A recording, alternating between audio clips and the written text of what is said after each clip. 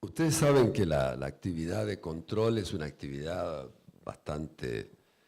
por momentos, turbulenta, ¿no? Sobre todo en Argentina. Pero la verdad es que, en este caso, les confieso que nos han puesto un tema tan rico, tan importante, tan excitante desde el punto de vista histórico e intelectual, que al agradecerles la invitación, les confieso que mi exposición va a ser de alguna manera una especie de algo telegráfico sobre los temas que entiendo y me evoca la convocatoria de hoy, y sobre todo, diríamos, con la presencia de personalidades de una larga trayectoria y una experiencia sobre precisamente las cuestiones que vamos a evocar. Yo querría entonces decirles que el tema a mí me evoca, antes de entrar a la problemática del control y sobre todo desde el 94 en adelante, una reflexión sobre el proceso de transición en la Argentina. La transición del 83 en adelante creo que fue un proceso que presenta particularidades y originalidades únicas que tendrían que ser relevadas y, diríamos, observadas y estudiadas y evaluadas, porque tienen aspectos muy novedosos en la realidad institucional de nuestro país. Primero, no fue una democracia pactada, una transición pactada. Surgió, fue de alguna manera una resultante de un proceso, de un régimen que se derrumbaba. Pero digo lo de pactada porque también no pactada, porque se dio en un contexto regional, internacional, muy adverso. Difícilmente los politólogos de la época podían imaginar que en la Argentina de entonces, en ese contexto regional, podía emerger o surgir la democracia, un régimen democrático. Esto era impensable. De ahí que es muy importante reflexionar cuáles fueron las medidas principales en las que se asentó este nuevo proceso, en donde pudimos, a diferencia de lo que había acontecido con anterioridad, evitar regresar a formas de ruptura institucional que marcaban nuestras vicisitudes permanentes de los últimos años, desde la caída de Irigoyen en adelante. Entonces, creo que este es un tema de mucha reflexión, porque si uno lo mira desde algún aspecto, como el de los temas de derechos humanos, va a ver que por primera vez se va a decidir el juzgamiento de los crímenes de Estado, se va a crear una comisión de la verdad, como fue la CONADEP, casi improvisada, sin pensar que habría de tener, diríamos, una trascendencia tan importante en nuestra propia historia, pero al mismo tiempo en el mundo, porque la verdad es que donde uno va y los países que visita, yo lo he hecho como relator especial de Naciones Unidas durante muchos años, siempre va a haber referencias muy directas a esa original construcción de las comisiones de la verdad, con la posibilidad de un juzgamiento posterior, como fue el juicio a las juntas. Esto me parece que es muy importante señalarlo como un aspecto de nuestra transición, y esto hace a la circunstancia de que no fue una democracia pactada, no fue una transición pactada, no se llegó, como sí se llegó en España y en otros países, inclusive en la propia región, a partir de acuerdos previos que permitían una reconstrucción institucional. Acá hubo que hacer una construcción desde la emergencia política en un contexto muy difícil. No olvidemos Chile, 10 años más todavía después que nosotros llegamos, Uruguay, Paraguay, todavía estaba Stroessner. Stroessner va a caer recién a fines del gobierno de Alfonsín. La verdad es que ahí vamos a encontrar algunas cuestiones de tipo regional que a mí me parece que hay que rescatar, y usted, que ha sido embajador ante Brasil, puede dimensionar la importancia estratégica que tuvieron los primeros acuerdos con Brasil. Si Brasil no llegaba a ese proceso de transición que estaba implementando Argentina, difícilmente el contexto regional permitiría un progreso institucional en nuestra democracia. La verdad es que tuvimos que enfrentar un contexto regional totalmente adverso y agresivo. Yo no creo que ningún politólogo del mundo haya dicho en aquellos años que era posible una construcción democrática en este continente y en particular en Argentina. De ahí la sorpresa de Alfonsín en el mundo, que les hablaba de la democracia en términos de lo que Occidente entendía como democracia, y lo hacía en un país que venía con, diríamos, de vivir un contexto tan adverso con el golpe de Estado, pero también las secuelas de lo que había sido el proceso previo de la democracia violenta de los años 73 a 76, que también incidían en el inicio del proceso democrático. Y ustedes me dirán, bueno, ¿qué ejemplo podría dar? Todos en Argentina sabemos de que hubo una ley de autoamnistía, que esa ley de autoamnistía, de alguna manera, en el debate político había sido convalidada, pero pensábamos que esa ley de autoamnistía abarcaba solamente los crímenes cometidos por el ejército. No era así. La ley de autoamnistía, hay que leerla, abarcaba primero también las acciones armadas, el ejército, pero también los hechos cometidos entre el 73 y el 76. Vale decir que no abarcaba solamente ese periodo. Bueno, cuando nosotros tomamos y tuvimos que llevar adelante, me refiero a Alfonsín, y yo en ese momento regresé del exilio y estuve desde muy cerca, era embajador encargado del tema de derechos humanos, tuvimos que llevar adelante, y algunas derogaciones y leyes, derogar un sistema jurídico muy estructurado, muy perverso, e instalar otro derecho, otro instrumental jurídico e institucional totalmente distinto. Y en ese sentido, los pactos internacionales sirvieron como un disparador básico para invadir el derecho interno, que estaba completamente obstruido por un arsenal de construcción autoritaria, y permitió un desarrollo institucional que acompañó el proceso democrático. Este es un aspecto que a mí me parece muy interesante, porque cuando la Constitución del 94 incorpora los pactos como obligatorios, digamos con rango constitucional, es porque en nuestro país, y esto hay que reconocerlo, inmediatamente de emerger el proceso democrático en el 83, la Argentina fue el país que en menos tiempo ratificó más convenios internacionales de protección de derechos humanos y reconoció la competencia de los órganos externos. De tal manera que aquello de que éramos derechos humanos lo teníamos que demostrar sometiéndonos a las jurisdicciones internacionales, diciéndole que en el futuro tendríamos por lo menos el amparo de la comunidad internacional en nuestro país. Hago esta breve referencia porque entiendo que nuestros procesos de transición, pactados o no pactados, han sido evaluados con cierta, no han sido evaluados, diríamos, positivamente como lo merecerían. Yo creo, por ejemplo, que el proceso que se vivió en la Argentina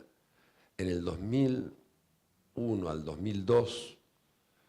y hasta el propio 2003, quiero decir, la gestión del proceso de Duhalde como presidente, fue un ejemplo muy importante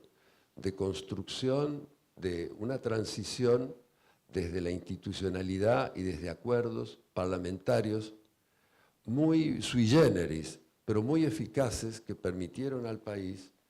volver al sistema democrático, diríamos a la normalización institucional, sin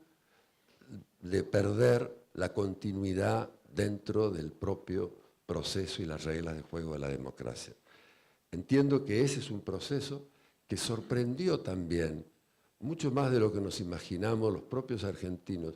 Yo me encontré con mucha gente que venía de Europa, en la Sorbonne, que hacían estudios para entender qué había pasado en la Argentina con ese proceso de transición tan original que permitió que de una situación tan crítica como la que se encontraba el país pudiéramos volver a una normalización institucional. La Constitución del 94 yo creo que representó en el contexto histórico hay muchas consideraciones. Yo voy a la Constitución misma y entiendo que la Constitución intentó incorporar, a partir de una situación, creo, para Alfonsín impuesta, el hecho de que la reforma se haría y evitar que la reforma se hiciera de una manera unilateral como se había acontecido con anterioridad, creo que el componente del acuerdo de Alfonsín fue la incorporación de una serie de figuras de una cierta modernidad, o por lo menos lo que se entendía como la jefatura de gabinete, algunos otros procedimientos, y la incorporación de una serie de derechos ya colectivos, de naturaleza de la nueva generación de los derechos humanos. Pero creo que si hay algo para sustentar es, ya desde el punto de vista de lo institucional, son lo que se va a incorporar en la Constitución, sobre todo a partir de lo que usted señaló como, el gobernador señaló como el Consejo de la Consolidación de la Democracia, que fue un consejo que Alfonsín creó inmediatamente, que asumió porque comprendía que la estructura institucional no permitía, diríamos, ese desarrollo que de alguna manera los nuevos desafíos estaban planteando con el tema de la democracia, el regreso a la democracia. Lo que significó que hubiera ahí un arsenal de pensamientos, de ideas, sobre la posibilidad de una reforma constitucional que en el 94 llegaron, y llegaron un poco como se expresaba en el Consejo de la Magistratura, y algo muy importante que era la necesidad de los organismos, diríamos, intermedios. Ahí vamos a ver cómo en el mundo ya se habían generalizado los ombudsman, las oficinas anticorrupción, las contralorías, las auditorías, y ahí vamos a ver la Auditoría General de la Nación con un perfil más perfeccionado que el propio Tribunal de Cuentas. Si yo tengo que hacer una reflexión en un minuto que me queda sobre el tema específico del control, que creo que es una de las necesidades más importantes, y lo abro más que todo a reflexión, quiero ubicarlo en un contexto muy particular. Durante los últimos 10 años, estos organismos de control, que fueron una resultante y una necesidad de la democracia, han sufrido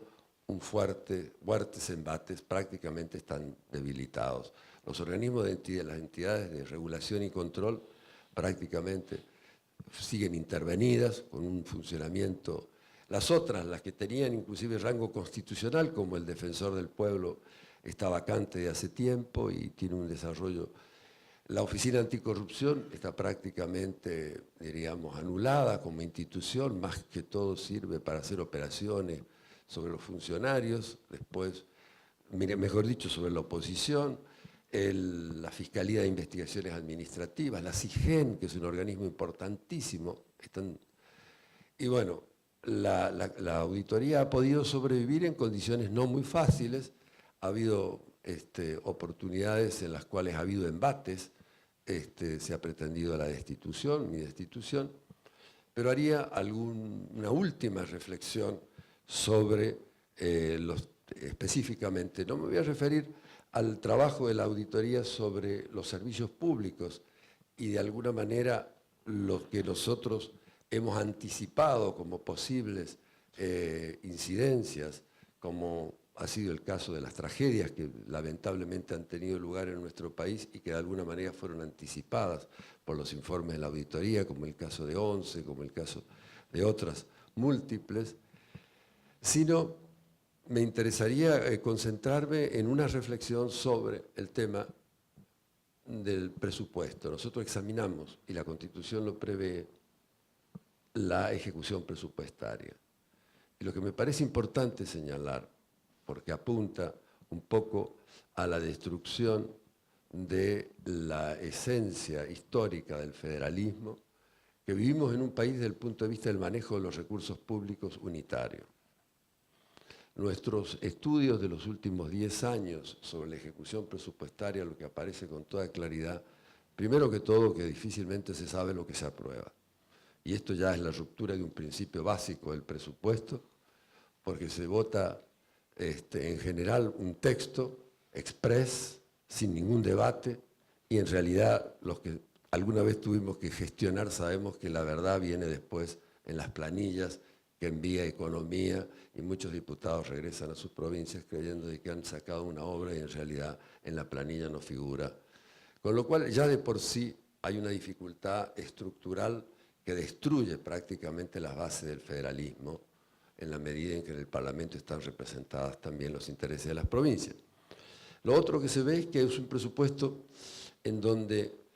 uno es el presupuesto que se aprueba y otro el presupuesto que se ejecuta. Las diferencias son tan grandes que en algunos casos se supera el 30%, el promedio supera el 20% en nuestro país. ¿Se dan cuenta ustedes que inclusive en países en guerra, les pido un segundito, aún en países en guerra no existe esta disparidad, que sí en Argentina, pero esto no sería lo más grave, sino que a través de la reasignación de partidas o bien los excedentes que resultan permiten reasignaciones de niveles considerables que hacen de que prácticamente el propio presupuesto que se aprueba de esa manera se transforme en realidad en una alegoría, en una ficción. Y lo que tiene de particular también, y las provincias lo viven, es la circunstancia de que cada día más ya no está el problema de la coparticipación como problema que tiene sino que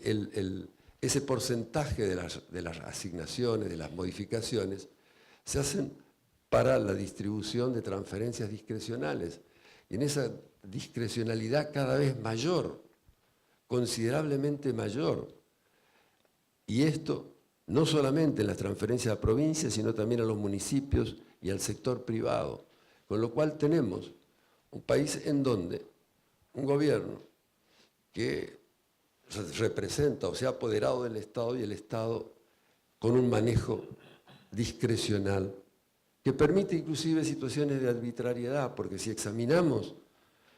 esas transferencias, vamos a ver que hay provincias como Córdoba, Santa Fe, muy perjudicadas. San Luis lo está también, simplemente para dar ejemplos. Y si miramos niveles de transferencia promedio, vamos a ver que en provincias como de un desarrollo equivalente entre La Rioja y Catamarca, las transferencias han sido considerablemente a favor de La Rioja, o en el caso, y sobre todo en determinados periodos, en el caso de la provincia de Santa Cruz, que ha recibido en la mayor parte del desarrollo este tipo de transferencias en detrimento comparativamente de las otras provincias del sur,